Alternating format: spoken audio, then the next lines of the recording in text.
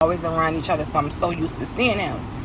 And then in 2016, because I'm going to pass back because I don't want to just have a long drawn story of us just partying, because that's what we was doing a lot. 2016, he had met this girl. I already knew her. So when he told me that he met her at the club and everything, I was like, you just need to be careful with her, because I know certain things, like we all know certain things, and she ain't good people. So I can't tell him what to do because he's grown. And mind you, let me go back, since Eric had came home, Eric had always lived with me. So when he came to move his stuff out of my house, because him and this girl whom I told him that I already knew and to be careful with, he started falling for her. He done moved out my house. I was very upset because I'm telling him, like, you don't know, but he grown, so I can't make him do something that I want him to do. He's a grown man. He's gonna make his own decisions. So, he move out with the girl.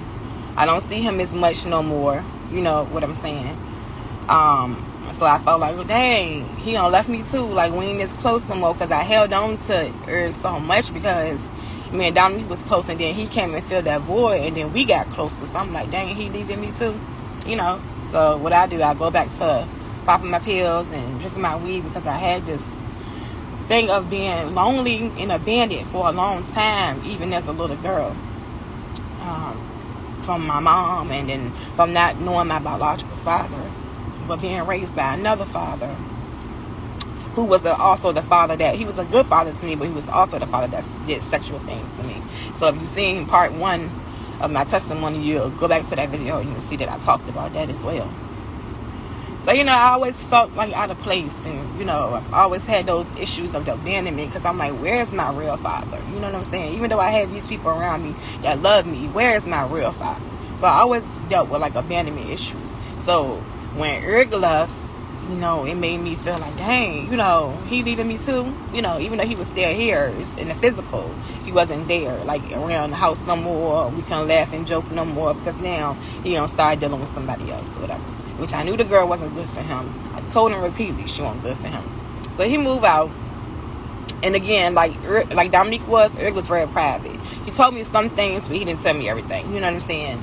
So I never knew that they was having issues. He actually moved to the projects with her in Mosby. So he moved out of the house with me to move to the projects. And I just didn't understand that. But he did. Like I said, he grown. So one night, like I said, I didn't know they was having problems. They was having issues or anything like that. I knew nothing about it, because he kept that part away from me. But I did tell him repeatedly to be careful. One night, we were out at the park, and we will always go to this park called Barbara Park. A lot of people familiar with Barbara Park. We will always go, and Barbara Park was like a whole party. That's where everybody would go and hang out from every hood. Everybody knew everybody. It was respect, but you just hung out at the park. And you just went to the park. You might have popped pills, you might have smoked weed, hang out there, just have a good time, see all your people, all your kinfolk, and everybody just out there mingling, talking, just having a good time. Kids running around at the park, what have you. So we just always went out there just to, kick it. And this particular night at the park, he was looking all around. He kept looking around his shoulder. He kept looking, and I kept on saying, are you okay? Like, what is going on? You know what I'm saying? He just was like, no, I'm good. But I could tell something was off with him. I could tell that something was wrong, because he had never did no things like that. And if my brother Eric, he won't scared of nothing. Okay, when I say nothing, I mean nothing. But he just kept seeming like something was bothering him, or somebody was after him. So I kept asking him, because he was looking crazy. He kept watching like something was after him. He just kept looking around. Like, it was kind of scaring me. But I was just like, if he say he okay, So I left that alone. So we left the park.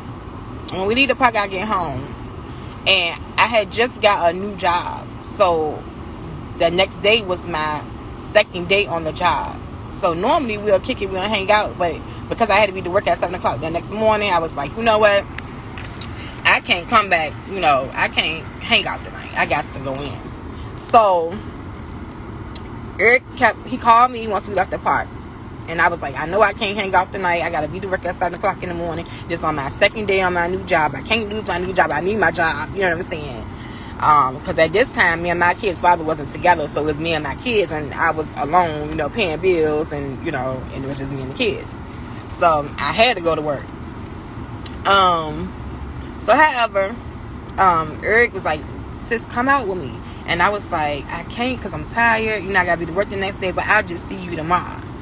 And he just kept saying, no, just come out with me. Just come out with me. And I was like, I'm so tired, Eric. Like, I can't do it. Like, I'm tired. I've been up all day since I got off work. I came with you to the park.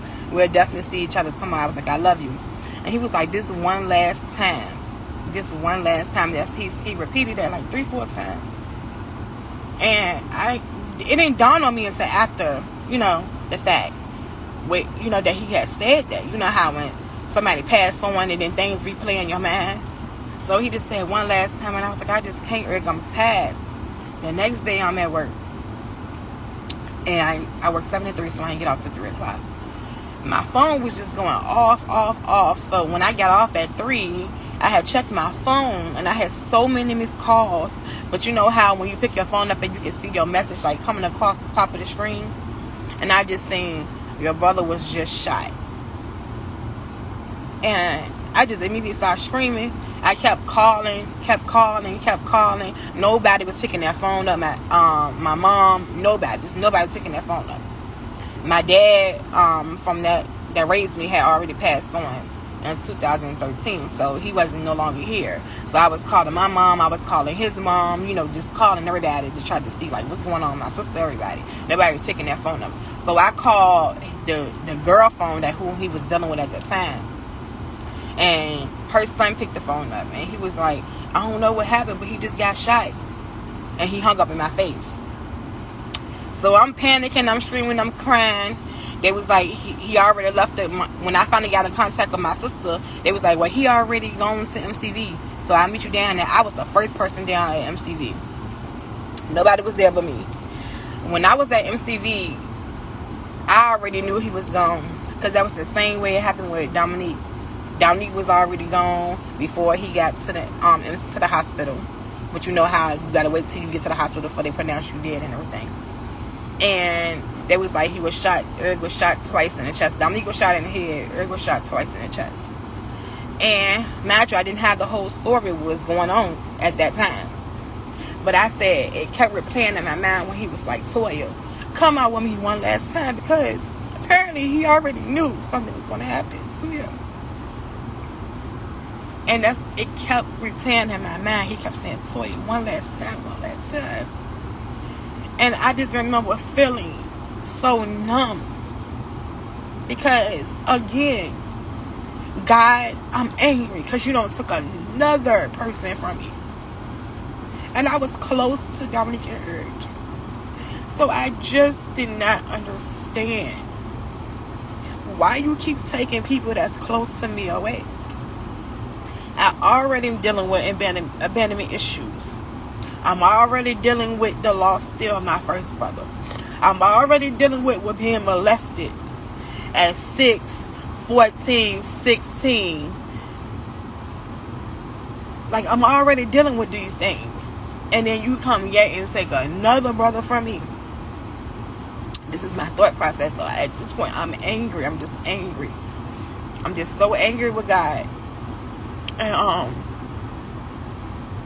so I get to the hospital, and I'm still the only one there. I'm waiting. They was like, we can't give you no information until his mom get here. So I'm like, okay. I'm calling my sister. I'm calling his mom. She's like, I'm on my way there. They was like, your brother was shot twice. And what I later found out was that whoever the other young man that the girl he was messing with, him and my brother had got into it, and my brother was killed because of that. So I get to the hospital, we waiting so long, and I'm already knowing he dead. So I'm up in there trying to get my math right, like I know he dead. Because whenever they sit right there and they wait and they tell you gotta wait for this and wait for this, it's the same process that happened with Dominique. So I'm like, my brother dead, he gone, that's all I kept saying. They had announced it on the news while we were still at the hospital waiting to talk to a doctor. The news had already said he was dead before we got the information.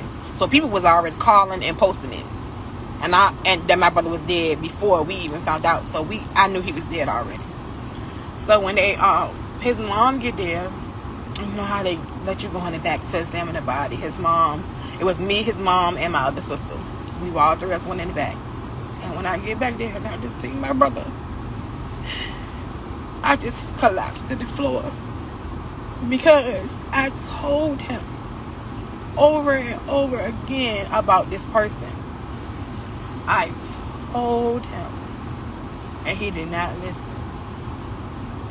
So not only was I angry with God, I was angry with him. Because he didn't listen to me. And I'm like, why you leave me? I was mad that he left me. And that's the only thing I could think of. While I was in the back looking at his body, I'm like, how you leave me like this? You like Dominique left me there, you left me.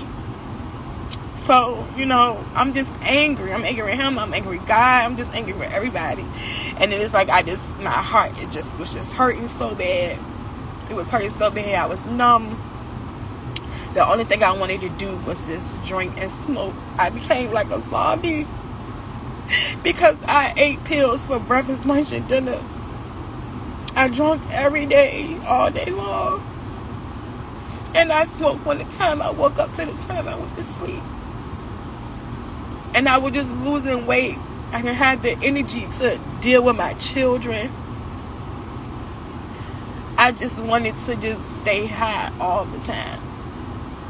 Because that was the way I coped. If I was popping a pill, if I was drinking, if I was smoking. That's my only way I knew how to cope with things.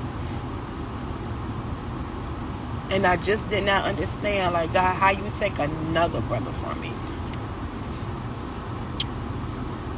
My God. I'm sorry, y'all. So, okay.